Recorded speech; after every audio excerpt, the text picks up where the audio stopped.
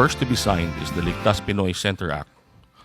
Upon signing of the harmonized version of the Senate Bill number 2451, the House Bill number 7354, it shall be known as Republic Act number 12076, entitled an act establishing evacuation centers for every city and municipality and appropriating funds therefore. This measure provides for the establishment of safe, fully equipped, and fully operational temporary shelters in all cities and municipalities throughout the country for people displaced in times of natural and human-induced disasters.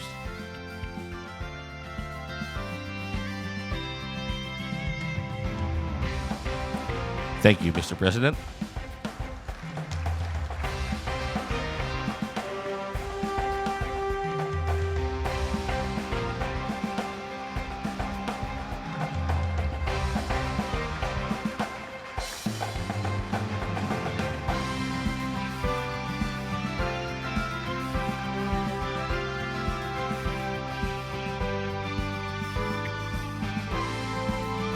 Next to be signed into law is the Student Loan Payment Moratorium during Disasters and Emergency Act. Upon signing of the harmonized version of the Senate Bill number 1864, the House Bill number 9978, it shall be known as Republic Act number 12077, entitled An Act Providing for a Moratorium on the Payment of Student Loans During Disasters and Other Emergencies. This measure provides temporary relief to Filipino students who are burdened with loan liabilities amid crisis situations such as natural or man-made calamities and emergencies.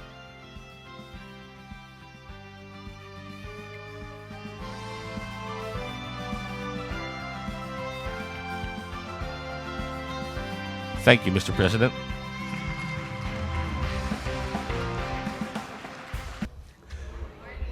Last October, our country had the distinct honor of hosting the 2024 Asia-Pacific Ministerial Conference on Disaster Risk Reduction.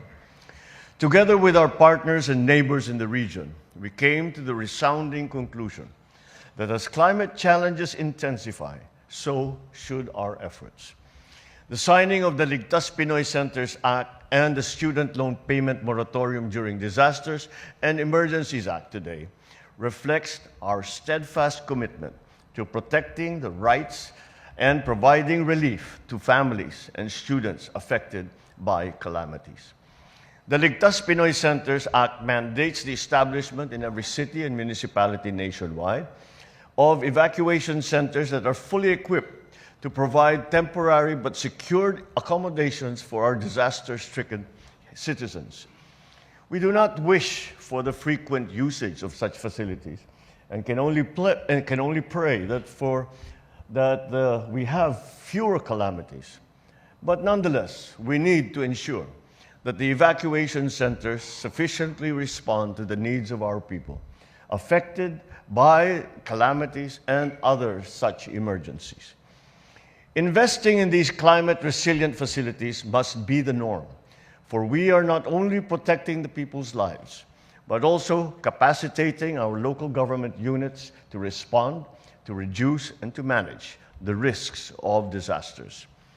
Through this, we are also integrating into the very consciousness of every Filipino that preparedness is as vital as responsiveness. Whenever disaster strikes, we can and will respond. Noong Sabado, dinalaw ko ang mga evacuation center ng ilang mga nasalanta ng sunog sa Tondo.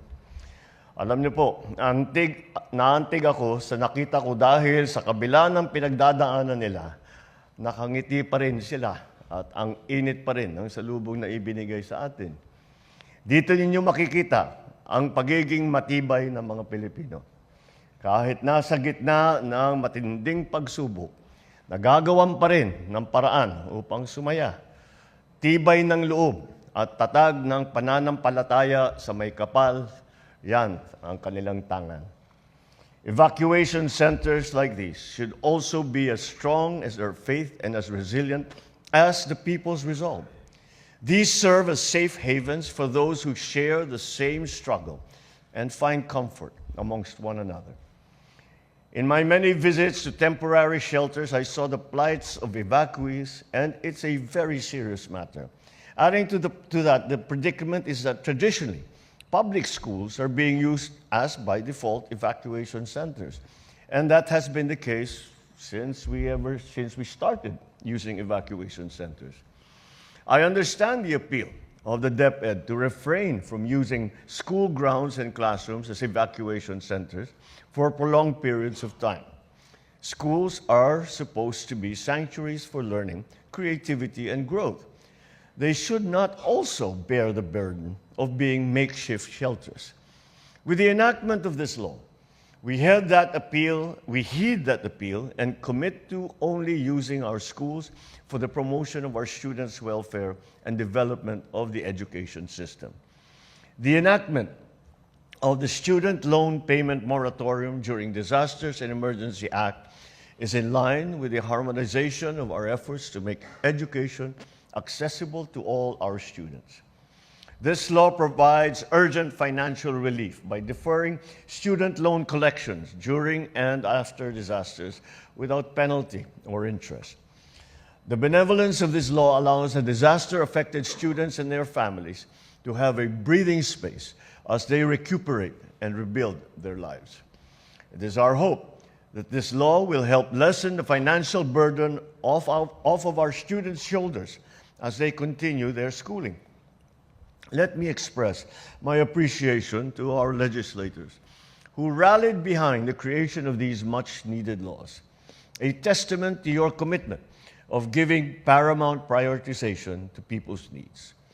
To properly implement these pieces of legislation, I call on the Department of Public Works and Highways to ensure the timely construction of these evacuation centers in priority LGUs, in adherence to the required minimum standards, including the National Building Code, and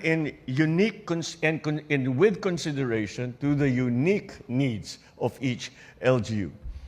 Furthermore, we have redesigned the evacuation centers because the weather that we have been experiencing has become more and more extreme.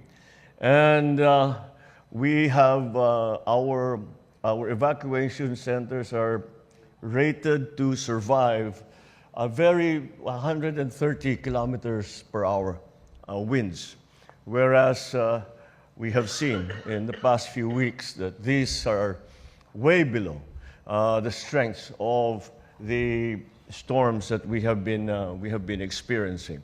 And that is why the standards that we are going to be building to will be much higher, and to make sure that those who have been taken to evacuation centers do not then become victims when the evacuation center fails in the face of such strong weather. So to the CHED and to TESDA, extend all forms of necessary and reasonable assistance to our students. Ensure that the financial hardship of our disadvantaged students will not hinder them from completing their education. To all LGUs, especially those located in calamity-prone areas, I urge you to keep your constituents informed with your disaster resilience strategies and plans. Let us together accelerate our efforts and offer more innovative solutions that aim to offer refuge and provide ease to our fellow Filipinos, especially in times of such crises. Let these new laws lead us to become a truly disaster-responsive, bagong Pilipinas, one that reflects the innate strength and resilience of the Filipino people. Maraming salamat po. Mabuhay ang bagong Pilipinas. Magandang umaga sa inyo lahat.